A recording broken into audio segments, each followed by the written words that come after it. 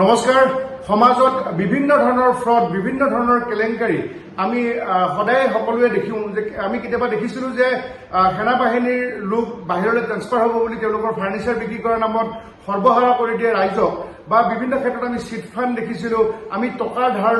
লৈ তাৰপিছত mobile off কৰি বা বিভিন্ন ধৰণৰ পুলিচ কেছ আমি দেখিছিলো হোৱাটছআপত কেতিয়াবা লিংক ক্লিক কৰিলে হোৱাটছআপটোত বেলেগে বহি লয় আৰু পইচা খুজি থকা তেনেকুৱাও দেখিছিলো কিন্তু আজি আপোনালোকৰ ওচৰলৈ এটা সাংঘাতিক ধৰণৰ কেলেংকাৰী পোহৰলৈ লৈ আহিছো যে মোৰ বন্ধু এগৰাকী ফুটবল প্লেয়াৰ তেওঁ মণিপুৰী সম্প্ৰদায়ৰ গুৱাহাটী ৰাজবাৰী এথলেটিক্স ক্লাবত আগতে খেলিছিলে ফুটবল ৰবি তেওঁ মানে ৱেট লছ কৰিব বিচাৰি এটা কোম্পানীৰ ওচৰলৈ গ'ল আৰু মাইক্ৰ ছেকেণ্ডৰ কাৰণেও তেওঁ ফিজিকেলিও কোনো ট্ৰেইনিং কৰা নাই কিন্তু তাৰ পিছতো তেওঁক প্ৰায় 1.5 লাখ মান টকা তেওঁক এনেধৰণে ফচাই দিলে যে এতিয়া তেওঁ মহাৰাষ্ট্ৰ পুনেলৈ যাবলগীয়া এটা পৰিস্থিতি সৃষ্টি হৈছে গতিকে মোৰ লগত ৰবি আছে তেওঁ ফুটবল প্লেয়াৰ আৰু লগতে তেওঁ ভাল বেডমিণ্টন খেলুৱৈও গতিকে আচলতে আপোনালোকক মই সজাগ কৰিবৰ কাৰণে এই ভিডিঅ'টো বনাইছো যাতে এনেকুৱা ধৰণৰ ফাণ্ডত আপোনালোকে ভৰি নিদিয়ে সাংঘাতিক মই আজি 31 বছৰ মই জাৰ্নেলিজিম মোৰ কেৰিয়াৰ মই এনেধৰণে যে ওজন কমাবলৈ গৈ 1.5 লাখ টকাৰ যে লোন ফচাই যে দিলে কোনো ধৰণৰ যে তেওঁ ব্যায়াম কৰা নাই কোনো ধৰণৰ বস্তু খোৱা নাই তাৰপিছত কেনেকৈ এনেকুৱা ধৰণৰ কেলেংকাৰী সংঘটিত কৰিব পাৰিলে আৰু মাত্ৰ এজনী ছোৱালীয়ে গতিকে আপোনালোকে শেষলৈকে চাওক আৰু বাতৰিটো বেছিকৈ শ্বেয়াৰ কৰি দিব যাতে ৰাইজে যাতে ভৱিষ্যতে এই কেলেংকাৰী নায়কসকলৰ পৰা যাতে বাচিব পাৰে এই মুহূৰ্তত মোৰ লগত মোৰ বন্ধু ভাতৃপ্ৰতিম ৰবি মোৰ লগত আছে ৰবি তোমাক নমস্কাৰ জনাইছো নমস্কাৰ মোৰ নাম ৰবি সিং আজি ফুলদানৰ মাধ্যমত মই দুটামান কথা ৰাখিব বিচাৰিছো মই ৰাইজক মোক মানে 3 তাৰিখত মানে মোক এটা মেছেজ আহিছে মই জুম কৰি দিছো অকমান হয় 7699 7699 টকাৰ মানে মোক এটা মেছেজ আহিলে ৱেট লছ বুলি 5 কেজি ৱেট লছত মই মানে গলো বিএসসি মানে খিলপুখুৰীত আছে মই আকৌ বুজাই দিছো যে 5 কেজি ৱেট লছ কৰিবৰ কাৰণে 7699 টকা দিব লাগিব এইখন কাগজ তেওঁৰ হোৱাটছআপত মেছেজ আহিছিলে তাৰপিছত ৰবি মেছেজটো ক'ৰ পৰা আহিছিলে মেছেজটো মানে বিএসসি মানে ফালে পৰা আহিছিলে ভিএলচিচি আৰু মাতিছে মানে মোক কনসালটেন্ট ফ্ৰী বুলি মোক সাৰ্ভিসটো দিব বুলি 7699 সাৰ্ভিস মানে কি ফিজিক্যাল ট্ৰেইনিং দিব লাগিব কিবা খাব লাগিব তেনেকুৱা মই একো কৰিয়ে পোৱা নাই মই একোৱে কৰিয়ে পোৱা নাই মই আজিলৈকে ভিটো দাঙি পোৱা নাই মই টেবলেটো খাই পোৱা নাই একো সাৰ্ভিস মই লৈ পোৱা নাই মই গলো মই তাৰপিছত ইয়াত কাগজখনত লিখা আছে মই দেখিছো যে ভিএলচিচি প্ৰ তাৰপিছত তেওঁলোকে লিখিছে 5 KG weight loss and screen তাৰপিছত তেওঁলোকে 7699 স্ক্ৰীন টাইপ কৰিব বুলি কৈছে গতিকে এইখন লিখিছে তাৰপিছত কি হ'ল তাৰপিছত মই গলো তাৰপিছত যোৱাৰ পিছত মানে মেডাম এজনে মানে মোক প্ৰচিডাৰ বুলি মোক চাইন কৰিবলৈ দুটামান কাগজ মই চাইন কৰি দিলো মই মোৰ পৰা আধাৰ কাৰ্ড লৈ লৈছে মোক অটিপিৰ কাৰণে মই দুটামান মোক কাগজ দিলে মোক তাৰপিছত কি হ'ল মানে সিহঁতে মোক 1.5 লাখ টকা মানে মোক পেকেজ বনাই দিছে 1,50,000 7699 টকাত 5 কেজি কমাম বুলি গৈ 1.5 লাখ টকাৰ পেকেজ কেনেকৈ বনাব পাৰে তাকেতো মই ক'ব পৰা নাই কেনেকুৱা কৈছিলো মোক ক'লো বাইদেউ মোক নালাগে মেডাম মই মানে এইটো এফৰ্ড কৰিব নোৱাৰিম বুলি সেইটো নহয় তোমাৰ লোন চেকশ্যন হৈ গ'ল তুমি দিব লাগিব বুলি তাৰপিছত ফাইনেন্স কোম্পানীৰ লগত মানে মোক লিংক কৰি পেলাই মই এইখিনি আকৌ এবাৰ মাজতে বুজাই দিছো তেখেতৰ সহধৰ্মিনী দুইজনে অকমান ৱেট লছ কৰিব যাব মানে যদি ৰবিয়ে যায় তেনেহ'লে 7699 আৰু তেখেতৰ পৰিবাৰে যদি ৱেট লছ কৰে 5 কেজি তেতিয়াহ'লে দুইজনৰে মাজত 15,000 মান যাব বুলি তেওঁলোকে গৈছিলে তাৰপিছত এটা 1.5 লাখ টকাৰ পেকেজ বনাই দিলে আৰু তেওঁক ক'লে যে এই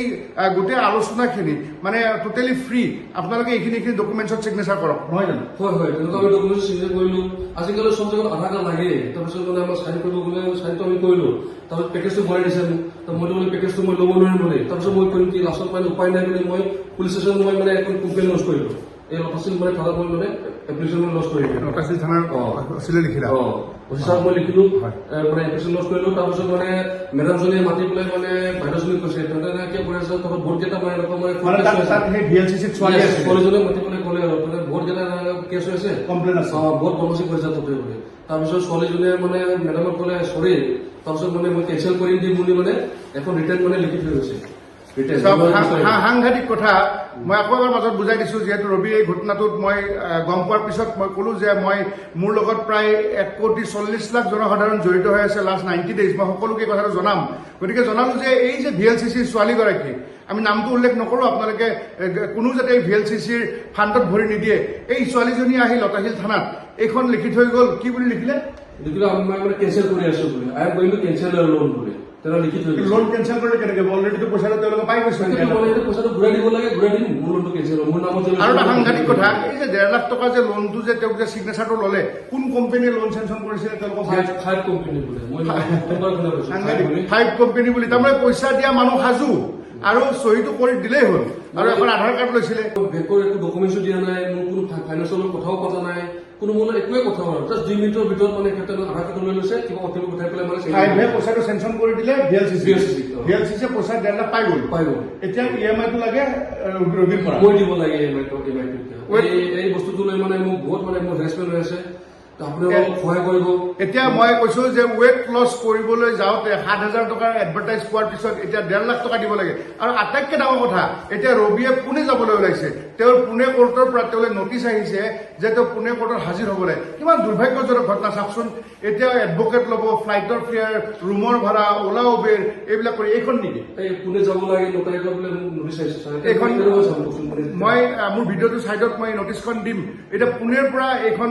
কোৰ্টৰ পৰা নটিচ আহিছে আৰু এতিয়া তেওঁ এডভকেটৰ লগত কথা পাতিছে মই সাংবাদিক যিহেতু তেওঁৰ বন্ধু মোৰ ভাইটি হয় গতিকে মোৰ লগত কথা পাতিছে গতিকে এতিয়া তেওঁতো যাব লাগিব নহ'লে আকৌ এৰেষ্ট ৱাৰেণ্ট আহিব গতিকে কিমান সৰ্বনাশ কাম